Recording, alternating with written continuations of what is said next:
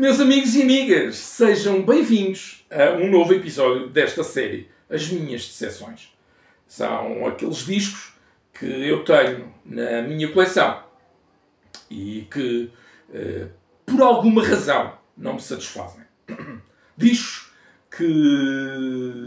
nos quais eu depositava uma esperança enorme, mas que no final me desiludiram por algum motivo.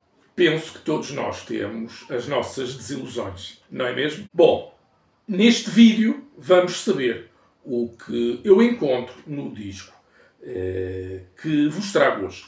Até porque, como eu menciono no título, é um disco que me irrita um pouco. Irei dar-vos a explicação para tudo isso ao longo deste vídeo. Fiquem por aí, que eu não demoro.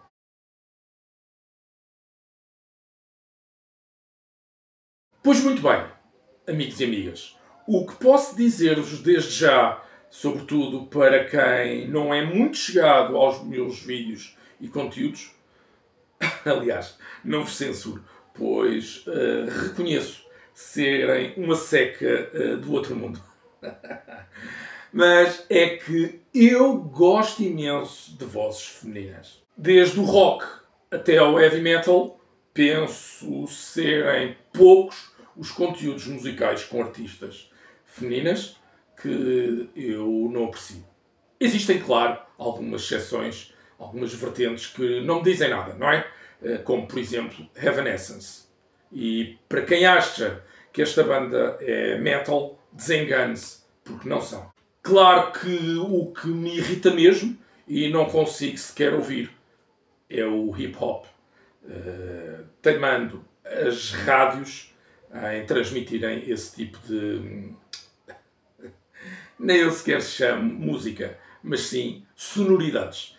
E depois há ainda aquela cena dos martelos, do house, do techno e trance, que estas também me põem fora de mim. Mas as vozes femininas foram sempre do meu agrado.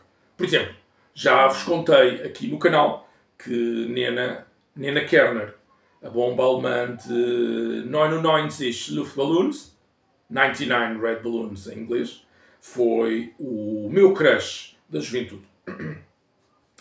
E sem dúvida que, apreciando ou não, dou atenção a muito do que passa pelos meus ouvidos e que tenha gajas a cantar, ou até mesmo nos coros. Aconteceu assim com Kim Wilde e Kim Carnes, com Debbie Harry, dos Blondie, e muitas outras, que eu ainda não posso revelar. Alguns desses discos foram mesmo mostrados aqui em Francis Music Den, nomeadamente nas séries Menções Honrosas. E também nos meus tesourinhos deprimentes. Olhem, por exemplo, Samantha Fox. Também. Com 16 ou 17 anos, eu começo a refinar os meus conhecimentos em matéria de apreciação de música, influenciado, sobretudo, pelos novos ambientes que me rodeavam e em que fui inserido. O meu grupo de amigos de então, com quem eu passava habitualmente férias, estava a desagregar-se, fruto da convivência com outras pessoas e que não tinham nada a ver comigo, pelo menos. Assim, eu passei a desinteressar-me bastante, deixando de conviver tanto com esses meus amigos. Este período coincidiu também com algumas responsabilidades que me foram imputadas, pois eu teria de ingressar na universidade, pelo que os estudos teriam de vir em primeiro lugar. O Nuno Penha, o meu grande amigo desde esse tempo, servia um pouco de guia e de exemplo, pois, sendo um ano mais velho, essas mesmas responsabilidades tocaram-lhe primeiro, sendo que ele viria a entrar na universidade em 1987 e eu apenas em 1988.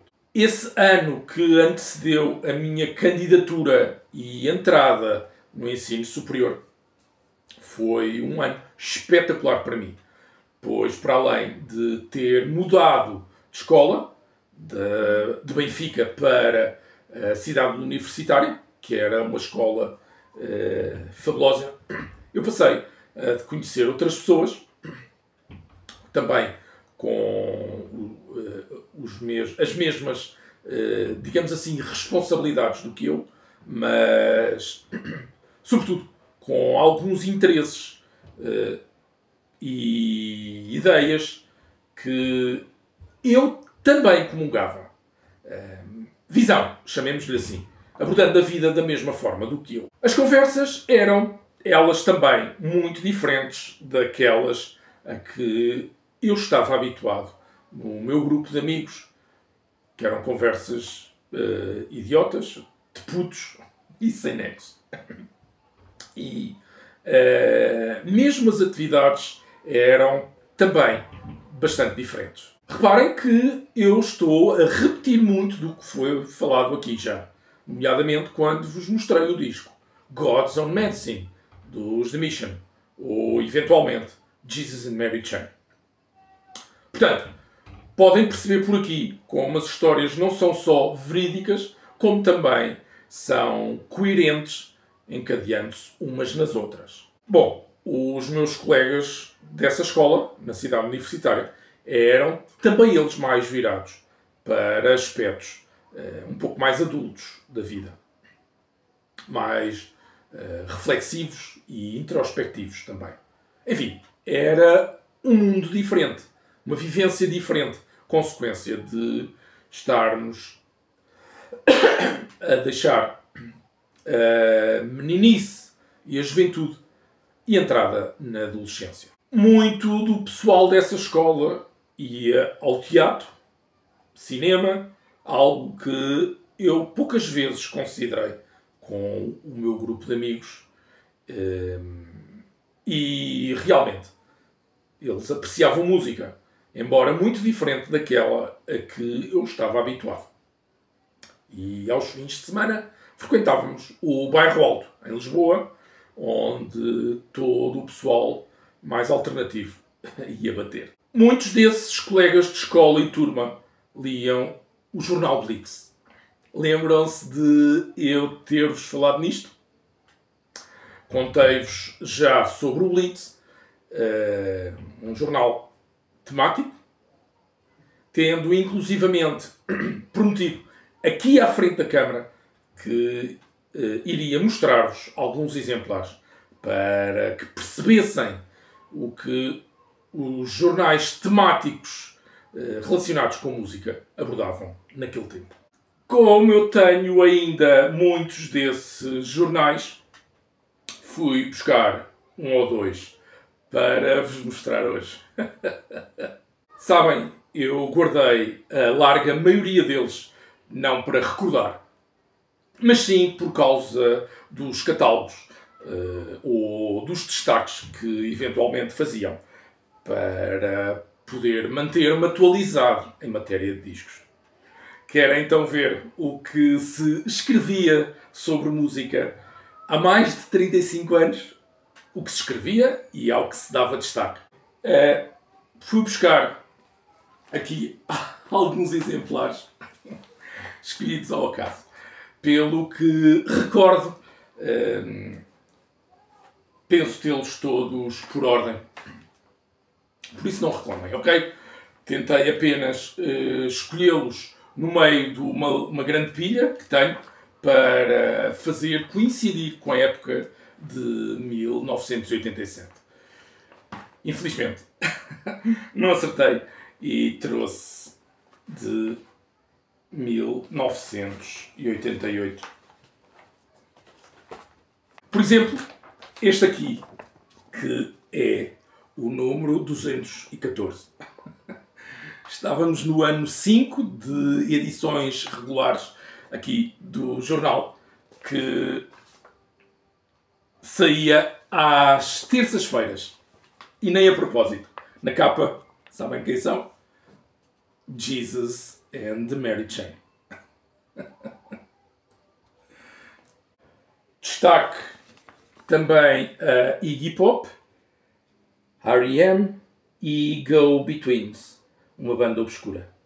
Depois, nas páginas interiores, falava-se sobre tudo, desde, enfim, concertos, espetáculos e até também muita música portuguesa. Por exemplo, Madre Deus, na Fio, concertos pró-rádios, enfim, muita coisa. Concerto de David Lee Roth em Espanha, uma reportagem. Havia mesmo muita banda obscura naquele tempo. Editoras independentes surgiam como cogumelos, que editavam toda a espécie de poetas e poetisas compositores. Disse Mortal Coil, lembram-se? Siouxsie and the Banshees lançavam por este tempo, por exemplo, o álbum Peep Show. Bom, tudo isto para vos dizer que a música alternativa independente, desde Nick Cave, Tom Waits, ou Tom Verlaine, John Zorn, era muito procurada e bastante apreciada. E falada aqui nas páginas do Blitz. Epá, lembro-me que os portugueses adoravam, por exemplo, Lloyd Cole and the Commotions. Londres era a meca da música, onde todos os artistas, bandas e músicos queriam estar e apresentar as suas composições e arte. Havia programas de rádio que davam conta de tudo isto, mas muitos deles eu nunca viria a conhecer. Bom, muito mais haveria para vos falar e mostrar aqui deste jornal Blitz, que eu comprava religiosamente todas as semanas. Mas não é para isso que o vídeo de hoje serve, e sim para vos dizer que desde esse tempo havia duas bandas que sempre me intrigaram e, sobretudo, de tanto ouvir falar e de ler também em jornais, como, por exemplo, o Blitz. Uma delas eram os australo-ingleses. Acabo de inventar esta expressão. Dead Can Dance. Uma banda experimental com elementos industriais, góticos, avant-garde, enfim, you name it. Desta não vale a pena falar para já, até porque eu continuo na ignorância sobre ela. Tenho apenas um disco de tributo e quando chegar essa oportunidade irei falar e mostrar-vos. Agora, a outra banda da qual eu ouvia muito falar e dizer bem era anunciada como tendo uma vocalista, uma gaja, portanto, de voz angelical. Fiquei sempre com curiosidade em conhecê-la e, acreditem ou não, sem nunca, mesmo nunca, ter conseguido. Pois bem, o nome Elizabeth Fraser diz-vos alguma coisa? A banda é escocesa e iniciou atividade em 1979. Diz a Wikipedia que os dois elementos fundadores conheceram a vocalista Elizabeth em 1981 no clube de dança de um hotel. E o primeiro disco é de 1982, chamado Garlands, amigos e amigas. São os... Quem que vocês sabem? Exatamente. Os Cocteau Twins. Eis o disco. Que me irrita uma beca e eu não consigo dizer-vos bem que tipo de música temos aqui.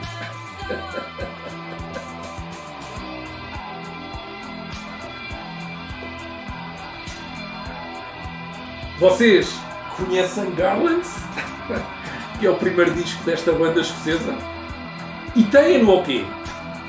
Acredito que quem o tenha o aprecie. No entanto, é um disco extremamente difícil, pelo menos para mim. E os seus sons bastante diferentes daquilo que possamos estar habituados, tornando o disco irritante por vezes. Vocês concordam? Pois este era o tipo de música conhecida por independente e alternativa no início dos anos 80 do século passado. Eu não posso dizer muito mais, pois não tenho grandes conhecimentos e nem memórias. No entanto, ouvi falar frequentemente no nome de Elizabeth Fraser, desde esses tempos de pré-universidade, e na sua voz divina, angelical. Lia também, olhem, em jornais como o Blitz. E assim fiquei sempre interessado em querer conhecer a discografia desta banda. Pois, na minha cabeça, eu associava a uma mistura de This Mortal Coil com, por exemplo, The Cure. Uma mistura de gótico com música celta ou folk. No entanto, nunca o consegui alguma vez fazer. A situação apenas se alterou há talvez 5 ou 6 anos, quando, numa ocasião em que visitei uma loja FNAC e já rendido desde há bastantes anos às vozes femininas, encontro na secção de discos de vinil este Garlands, que não hesitei em trazer, pois não podia deixar escapar tal oportunidade. Mas atenção, que esta não é a edição original.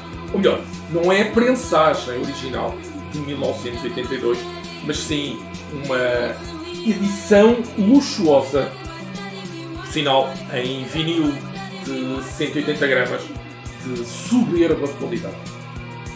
Deixem-me mostrar.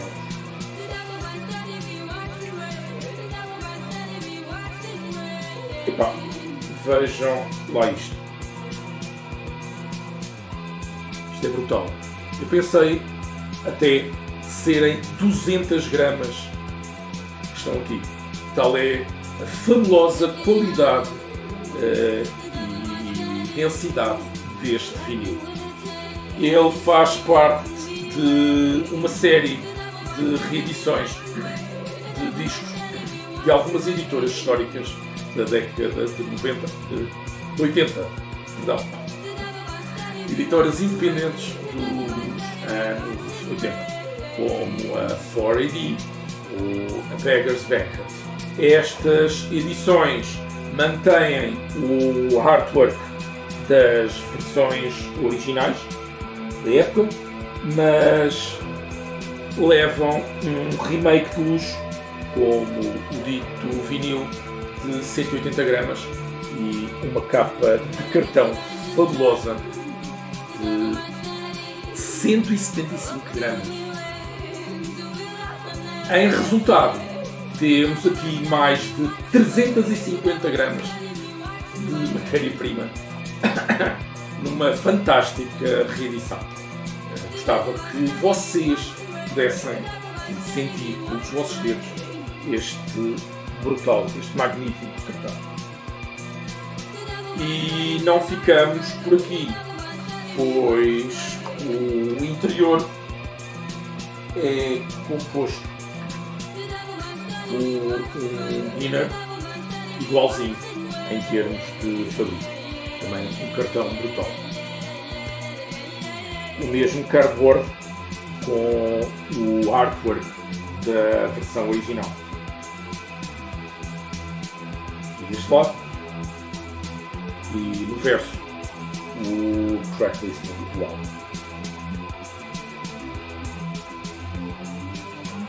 E depois temos ainda no interior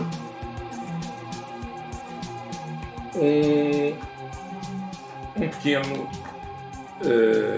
pequena listagem, uma pequena brochura, melhor dizendo, com algumas reedições da Vinyl 180,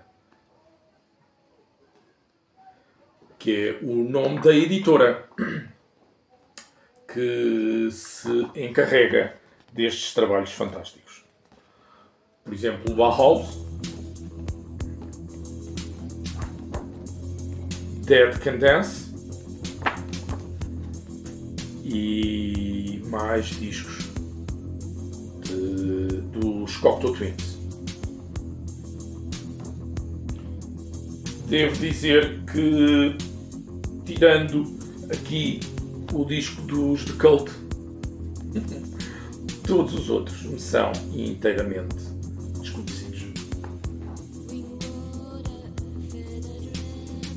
Bom, Cocteau Twins. O que dizer deles? Epá, para quem esperava um gótico experimentalista do género Sisters of Mercy, cantado por uma gaja como eu, confesso, pode tirar o cavalinho da chuva. Vocês agarrem no noise dos The Jesus and Mary Chain pré-Darklands e retirem um pouco do barulho e distorção e talvez se aproximem um pouco do que este disco representa, este registro representa e também as suas músicas. É um disco extremamente alternativo e experimental, apesar de atirar para o calminho. E sim, a voz de Elizabeth Fraser até é fixe, mas não é o bastante para me fazer apreciar sobremaneira Garlands. Curiosamente, a própria banda não ficou também satisfeita com o resultado de produção, que terá sido bastante deficiente e pobrezinha. Eu não consigo dizer que faixa ou faixas eu aprecio, no total de 8, mas posso tirar 2 ou 3 conclusões. Em primeiro lugar, é um disco que não dá para ouvir a grandes volumes de pressão sonora. Não tem a ver com a produção, mas sim com o género de música que está aqui gravado. Se aumentamos muito o volume sonoro, as músicas tornam-se bastante incomodativas. Conclusão número 2, não é música, pelo menos para mim, ok? Com a qual eu consiga fazer audições atentas. Quero dizer com isto que é um disco para ouvir uma vez e pronto. Não vou estar a tocá-lo, senão daí uns bons anos. A mim não deixa vontade de ouvir várias vezes. E finalmente, esta reedição está brutalmente fantástica. O som é extraordinário e nas passagens mais calmas quase que se ouve a respiração da vocalista. A batida tem uma profundidade como não era possível para mim acreditar. Atendendo a que até os próprios músicos se queixaram da produção original. Kudos, portanto, para a Vinyl 180 pelo fantástico trabalho de remasterização. Claro, e também pela edição de luxo aqui deste Garlands. E eu gostaria agora de fazer-vos uma perguntita, caso alguém de vocês seja conhecido. Será que os outros discos de Cocteau Twins serão também com aqui esta sonoridade que me irrita um pouco? E também, que disco ou discos poderão vocês recomendar? Quem quiser poderá responder aqui nos comentários, está bem? Eu ficarei bastante agradecido. Decepções fazem sempre parte da vida e nem os hobbies os escapam. Elas permitem que nós aprendamos e ganhemos experiência, traquejo, calo, mas também aprendermos a lidar com elas.